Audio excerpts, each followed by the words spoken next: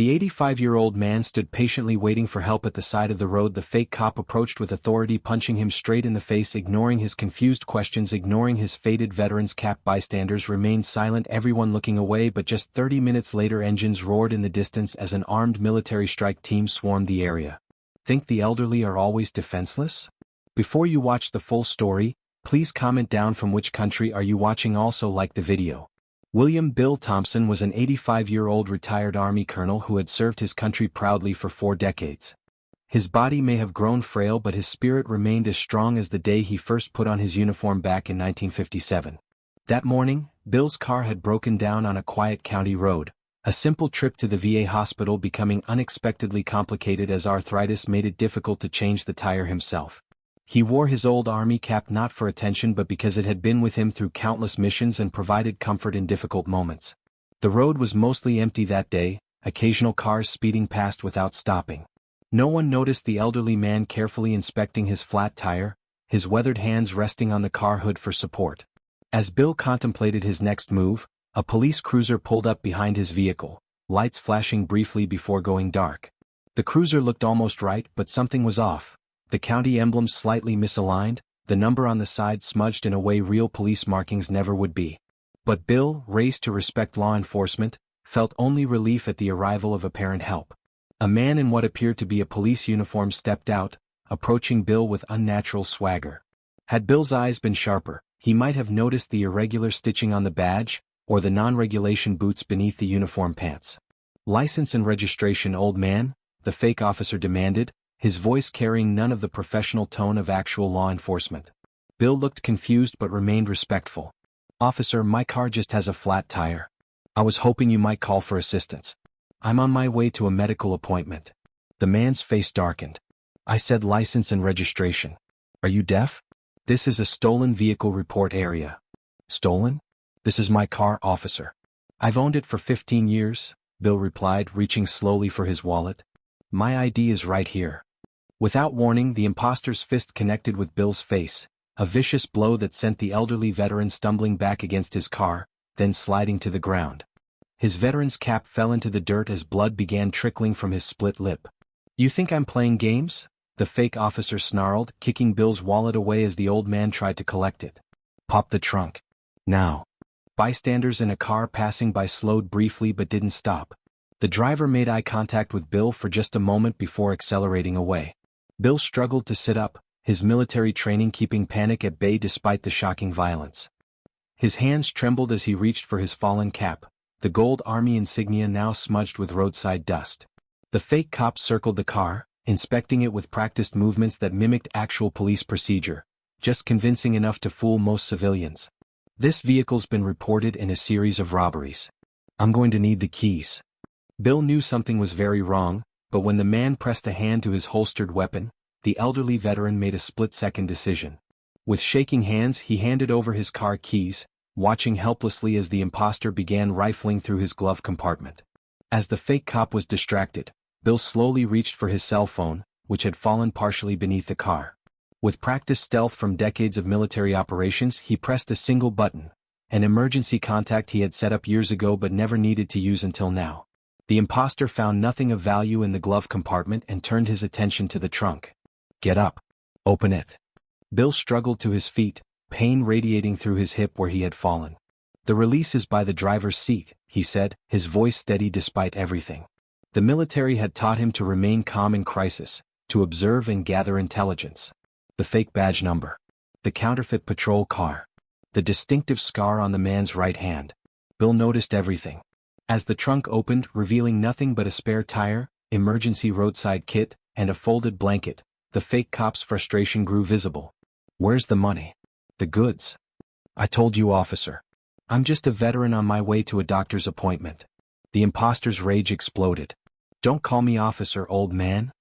His true colors revealed, he slammed Bill against the car and began searching his pockets, finding only a worn wallet with $43 and a VA identification card. "Worthless," the man spat, throwing the wallet at Bill's feet. "Give me your watch. And that ring." Bill's wedding band had not left his finger in 60 years, not since Marie had placed it there before he shipped out to his first deployment. "I can't do that," he said quietly, a new steel entering his voice. The fake cop punched him again, harder this time, sending Bill crumpling to the ground once more. Blood now flowed freely from his nose as the imposter roughly yanked the gold wedding band from his finger and grabbed his wristwatch, a retirement gift from his unit decades ago. Should have just given it up the first time, the man laughed, pocketing the items and returning to his fake police cruiser. Thanks for your cooperation, citizen.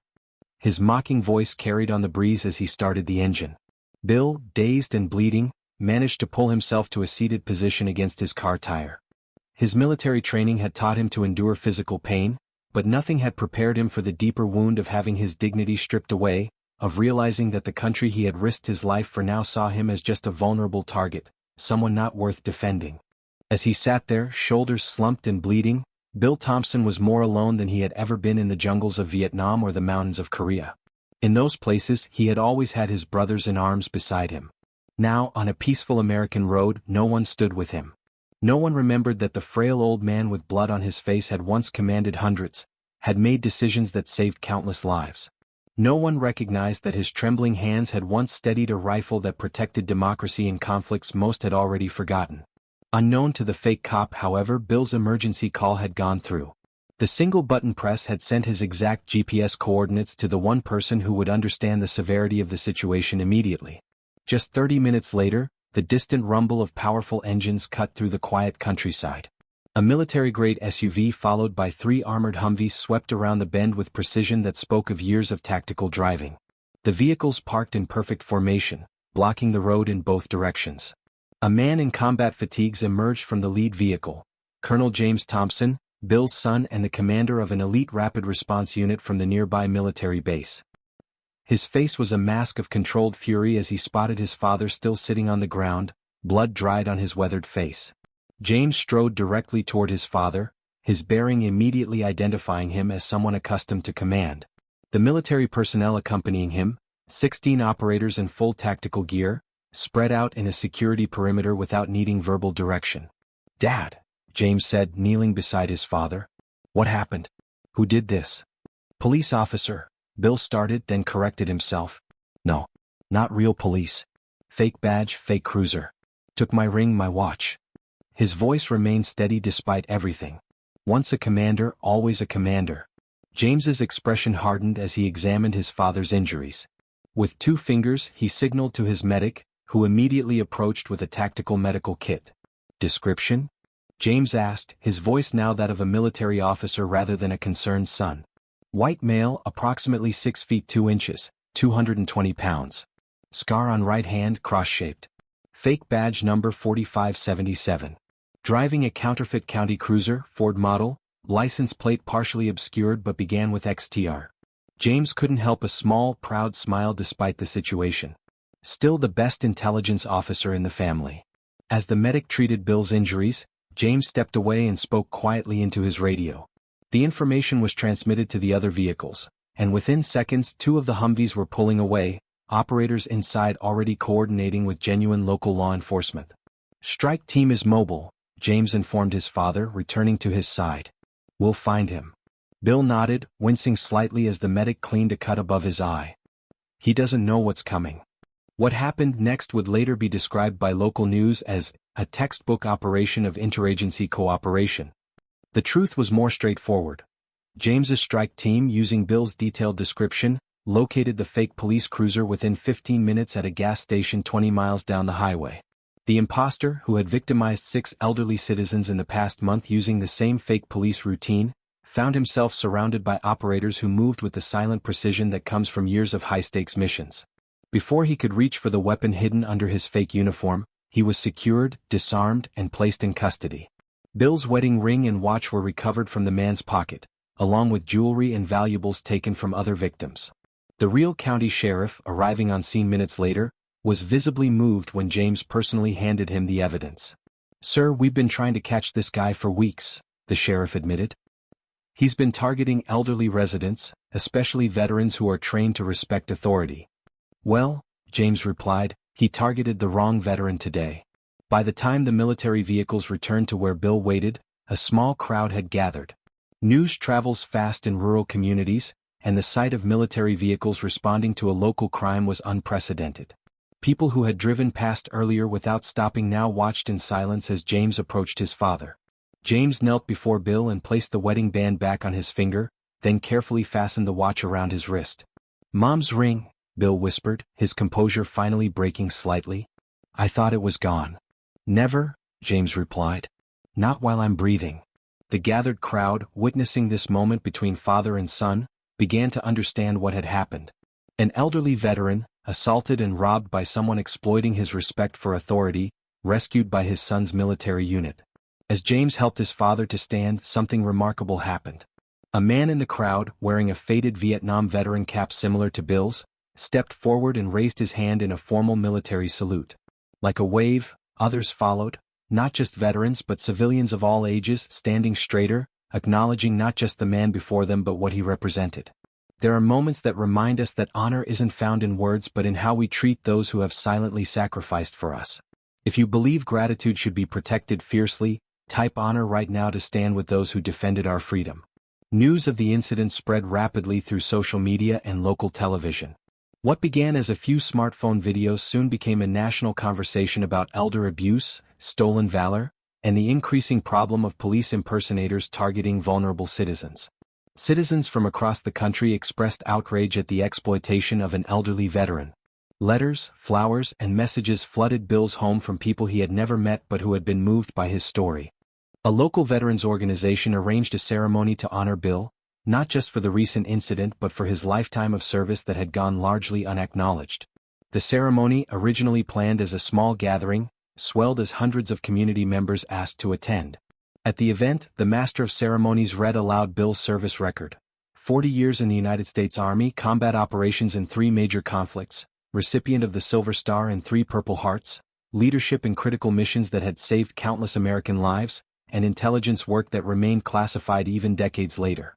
As each achievement was read, details that Bill himself had never boasted about, the audience's respect visibly deepened. People who had passed him around town for years without a second glance now realized they had been walking past living history. When Bill's name was called, the entire auditorium rose as one, applauding with a thunderous ovation. Bill stood tall despite his injuries, tears in his eyes, Marie's ring gleaming on his finger where it belonged.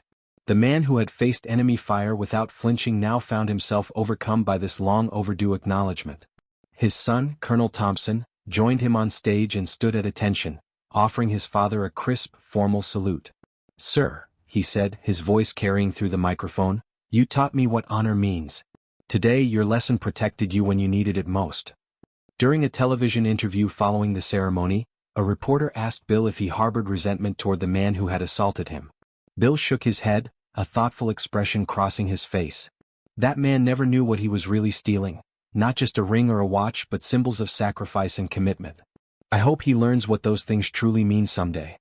That simple statement, an extension of wisdom rather than vengeance, resonated with viewers nationwide. Here was a man who, even after being physically attacked, maintained the dignity and perspective that had guided him through decades of service. After the ceremony, the county sheriff announced a new initiative: specialized training for all officers on protecting elderly citizens, particularly veterans, from exploitation and fraud.